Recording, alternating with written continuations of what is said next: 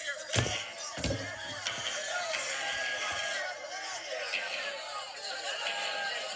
and gentlemen, this is the main event of the evening. Bang, man. I'm Sonny Liston, I'm Jack Dempsey. There's no one like me. I'm from the airport. There's no one that can match me. You got knocked the fuck out. You're talking to the Rolex wearing, diamond ring wearing, kiss stealing, wheeling dealing, limousine right, jet flying, son of a gun. I'm here with the winner, Derek Lewis. Derek, why'd you take your pants off? My balls is hot. My style is impetuous, my defense is impregnable, and I'm just ferocious. I want your heart, I want to eat your children.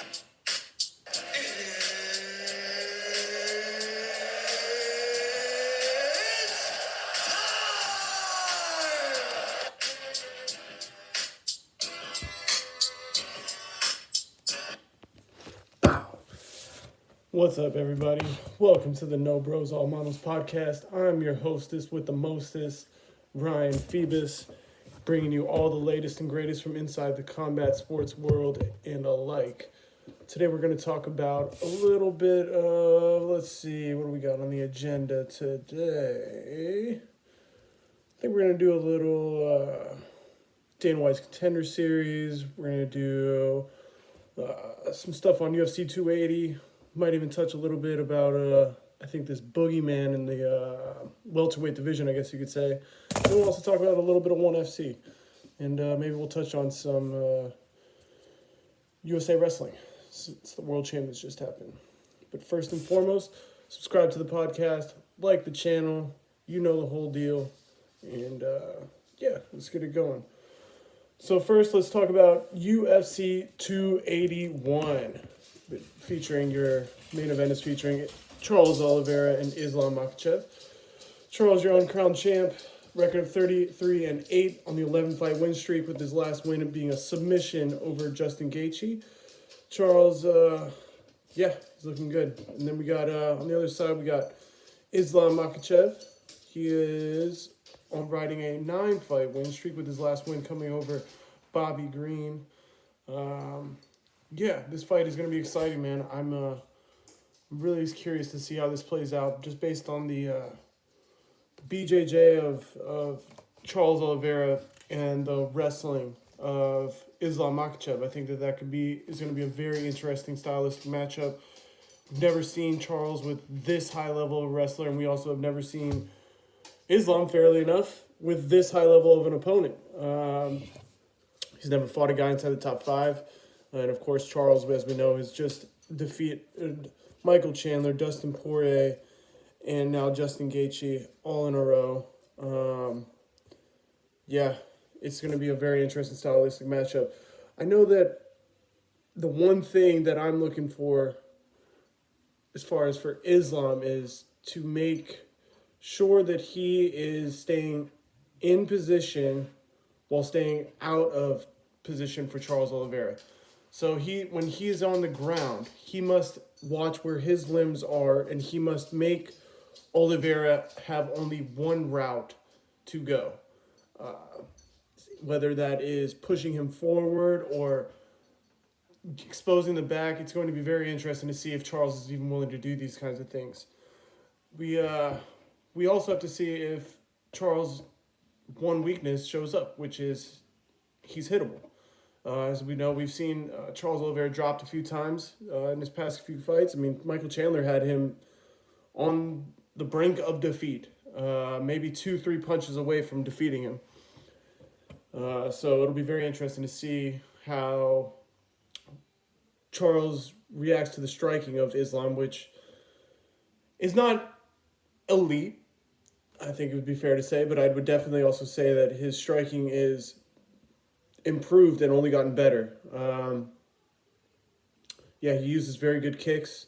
The thing is, though, is that when you land on Charles pulls guard because he's safe to pull guard, and that's where he likes to be. He doesn't like to be, but he feels very comfortable fighting off of his back.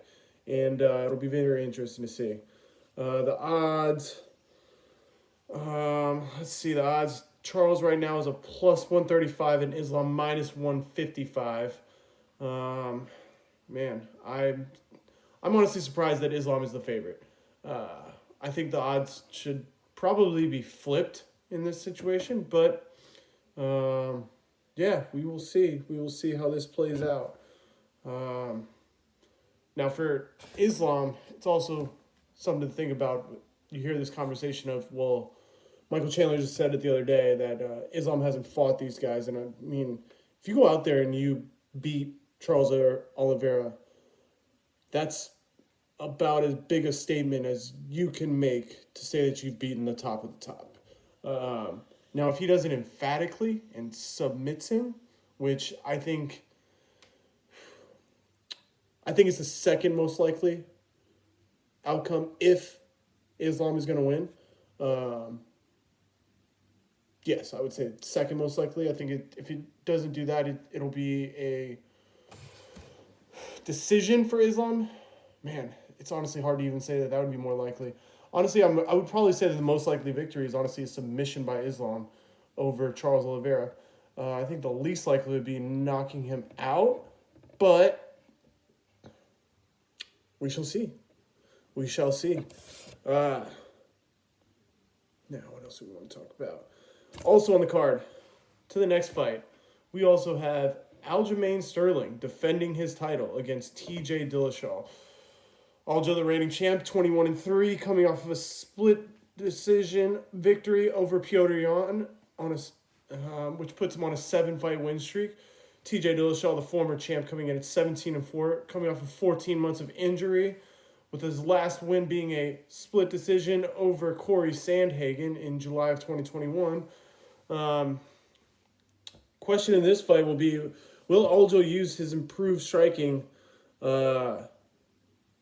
to work his way to the takedown, or will he just immediately go for a takedown and try and take the back of TJ Dillashaw?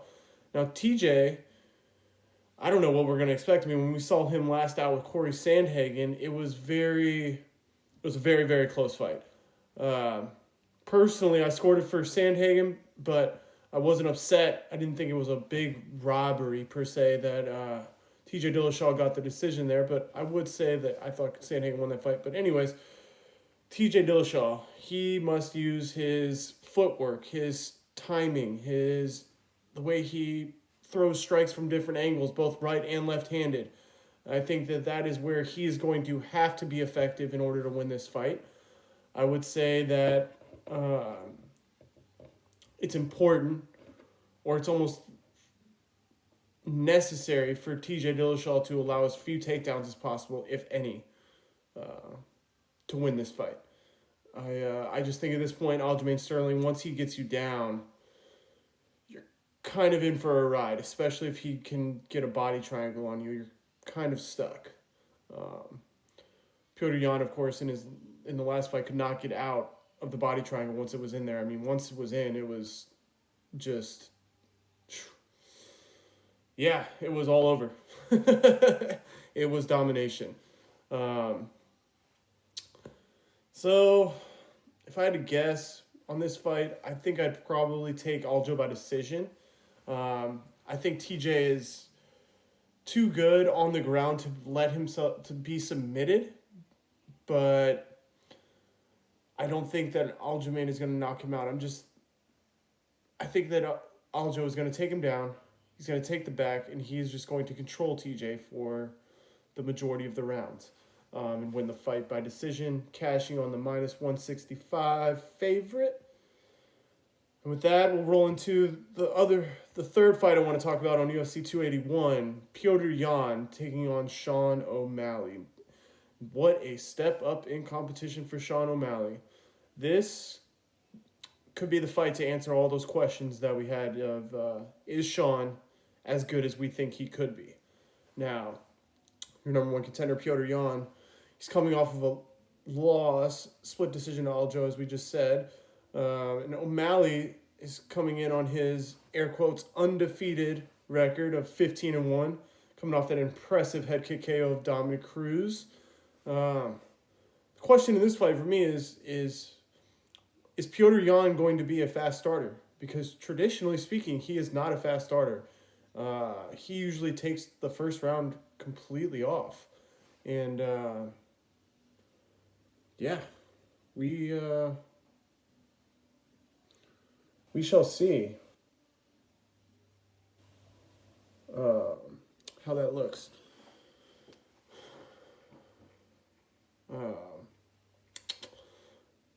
Yeah, is Petr Yan going to push forward? Maybe use his wrestling, push for a takedown.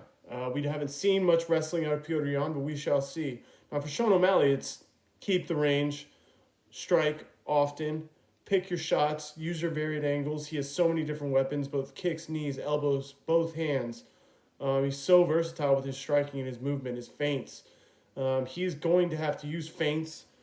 He's going to have to use a jab and keep the distance. I believe Petr Yan himself has one of the best jabs in the UFC for sure.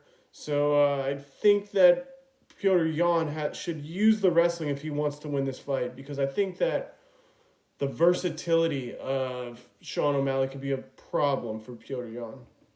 Now, we have seen a similar fight style of Petr Yan fight when he fought Corey Sandhagen, and now Sean and Corey have pretty similar styles, I would say.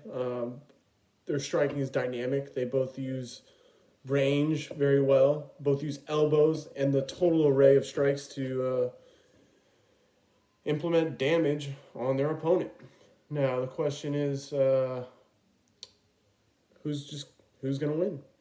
And I'm going to pick Sean O'Malley by KO, cashing in at plus 310 underdog.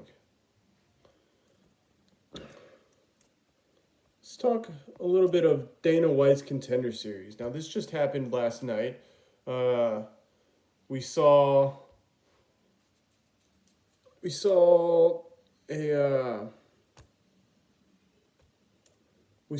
Nickal get a contract last night on the Contender Series. Now, how is this kid going to do in the UFC? Question that I don't know the answer. He has 3 professional fights. He has 3 professional finishes. 2 of them within inside a minute. 3 of them within inside a minute, actually, now. So, or inside the first round, I should say. Let me clarify. How good is this kid going to be? I don't know. His striking is largely unseen. We did see him drop his opponent last night in the Contender Series. But that's about it. We don't know how he's going to be versus the Darren Tills, versus the now Hamzat Chimaev even down the line, hopefully, for him. But he needs to be match made properly. He can't throw this kid to the wolves. I think that would be a terrible idea by the UFC. The matchmaking has to be on point. We want to see him fight. Let's see, who could we potentially see Bo Nickal fight? Let's look up these middleweight rankings real quick, if I may. Now, of course, he was in his post interview. He wants to be the number 1 pound for pound fighter in a very, very short span of time, which all power to him. I just think that that's a very large uphill climb. Now, let's see. We got it down here at the top 15. Chris Curtis, Brad Tavares, Dricus du Plessis, and Nassourine Imavov. That's 15 to 12. I don't want to see him against any of those guys even yet. I'm thinking, let's see, who's an unranked middleweight that we could see this guy again? Couldn't even tell you off the top of my head right now, honestly, a middleweight that I want to see him up against. I just don't want to see him against anybody in the top 15 for at least 3 to 4 fights. And then even then, I wouldn't want to see him fight anybody else above the top 12. I think the Brad Tavares and the Dricus du Plessis would give him real problems right now. Even with his wrestling level, the level it is, I think that the striking would be an issue to go against. I mean, I wouldn't pick him again. I wouldn't pick Bo Nickal over Kelvin Gastelum right now, just based on the experience, the striking in there. Do I think he's probably the best wrestler in this division by a mile? And I don't think that's really defensible. He might be the best wrestler in the UFC right now. One of them, at least.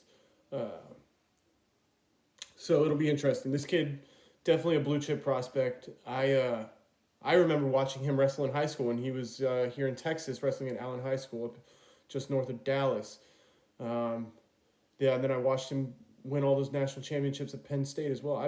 I was a big fan of this guy growing up, and as well as seeing him go through college and succeed there. Now seeing him come over to the UFC, it's exciting.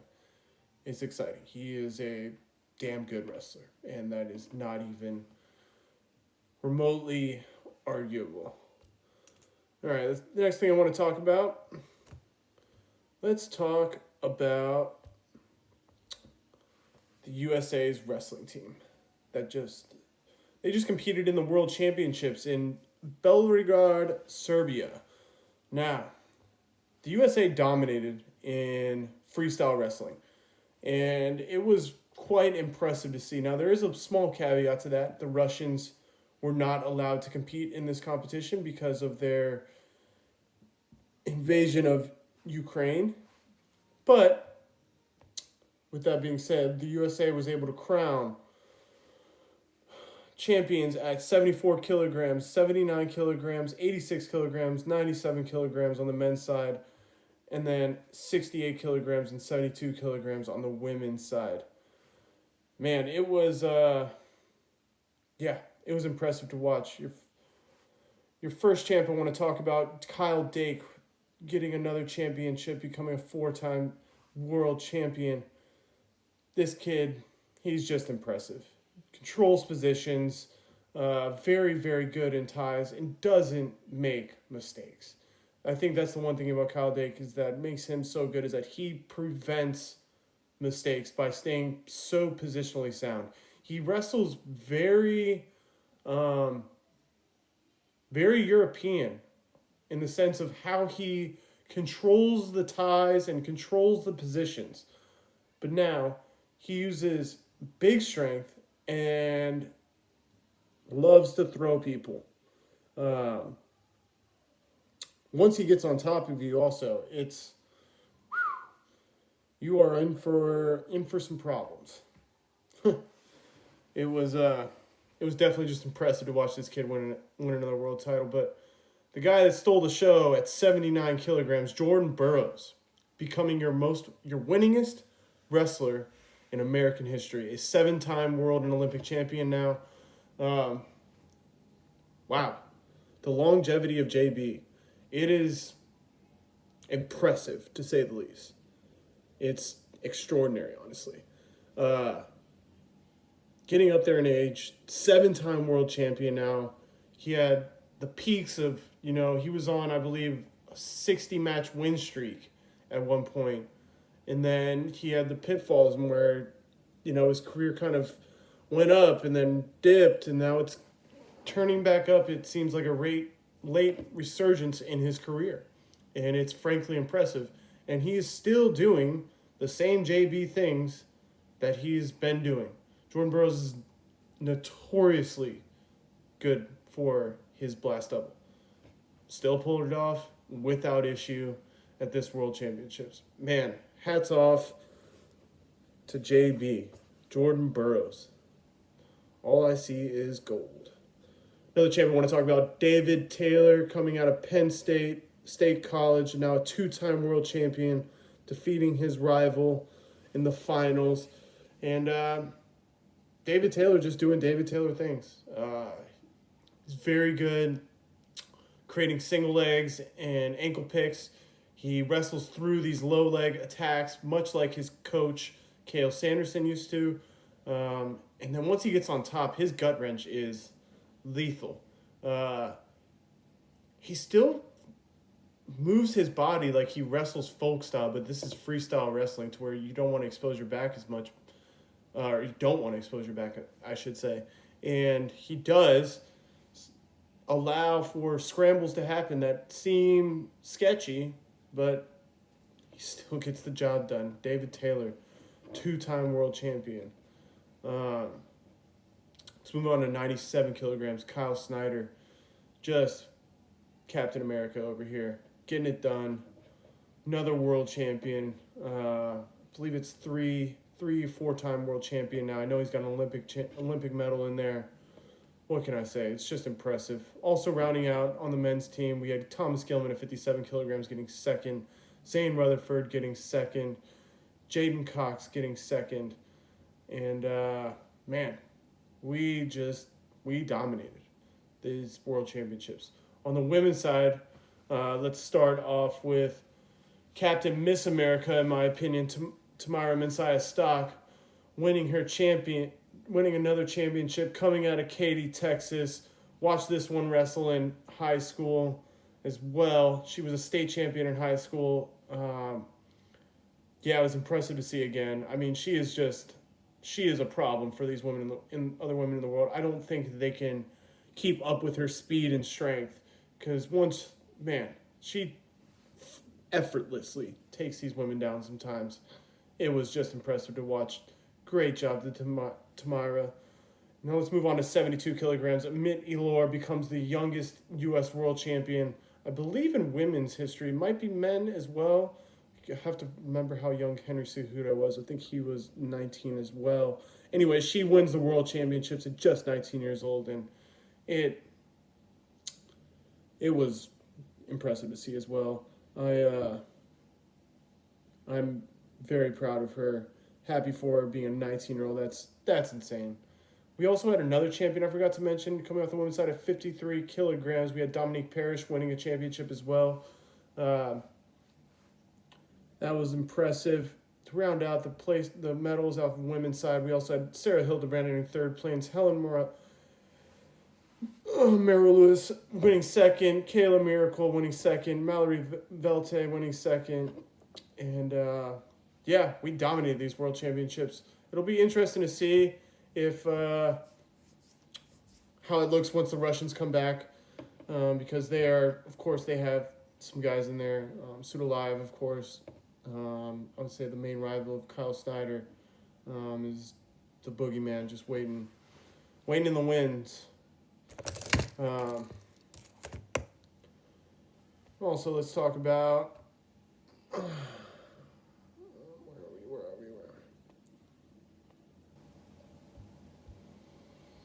we? Okay, let's get into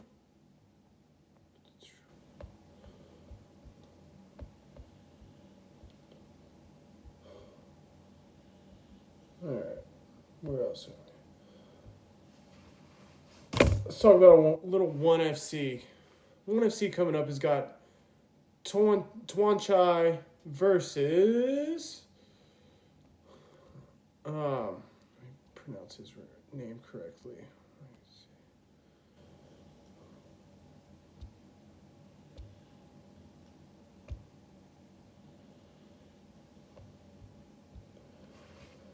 You've got Tuan Chai versus Pech Mendy coming up tomorrow morning here in America for the Featherweight Muay Thai World Championship. Should be a very exciting fight.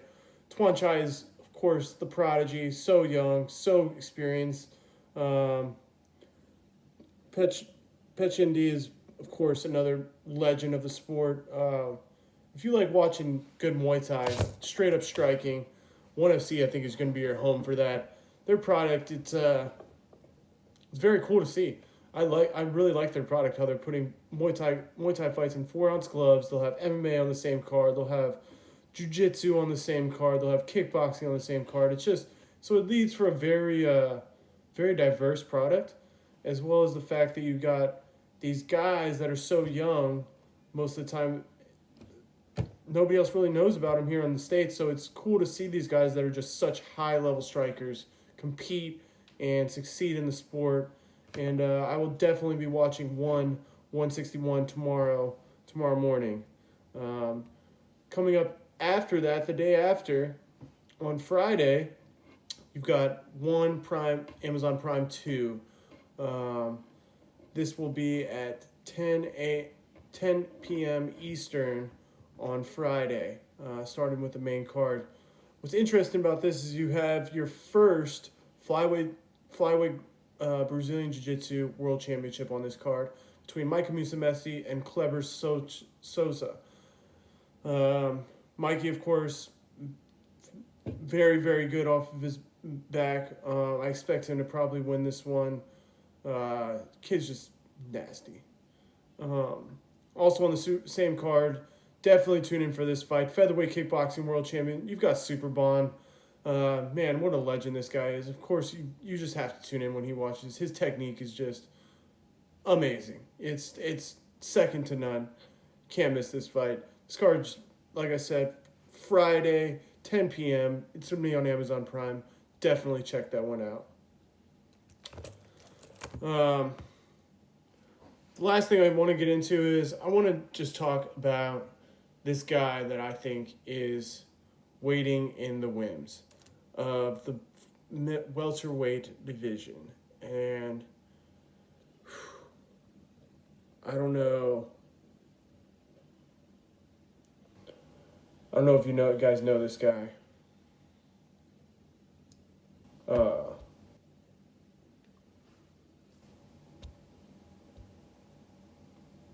Shavkat Rakmonov. This kid is the boogeyman in the division. Everybody's hyping up Khamzat, but I'm telling you, Shavkat Rakmonov is coming. This guy, he's ranked now, of course. He's undefeated, but I think that he is going to be the guy that down the line will meet up with Chimaev and will probably give him more foots than anybody. Maybe Colby will be the guy that gives Khamzat the biggest problems, but I can tell you that Shavkat Rakmonov will be a problem for Khamzat Chimaev, just based on the way he wrestles, the way his striking is, how he maintains distance, he throws. He's very good at feinting, and he uses the body kick very, very well to set it up. And if he does take you down, he never really commits to staying on top. He's very on his toes, not on his knees when he does ground and pound. He frames and throws strikes from the top, and I think that these things could all be a problem for Mr. Khamzat Chimaev. We shall see this fight down the line, and I'm excited to see it. So for this weekend's card coming up with Mackenzie Dern and Yan Xiaonan, I will be. I don't really have much to say about this card. It's kind of one of those throw off cards with the with UFC 280 coming up down the line. So I will probably just be. I'll be picking the fights and posting my picks on Verdict MMA. I don't know if you guys use this or not, but I will be posting them on there. You can find my account on there, and you can friend me up at No Bros All Manos podcast on there as well. So add me on there, and let's see how this goes.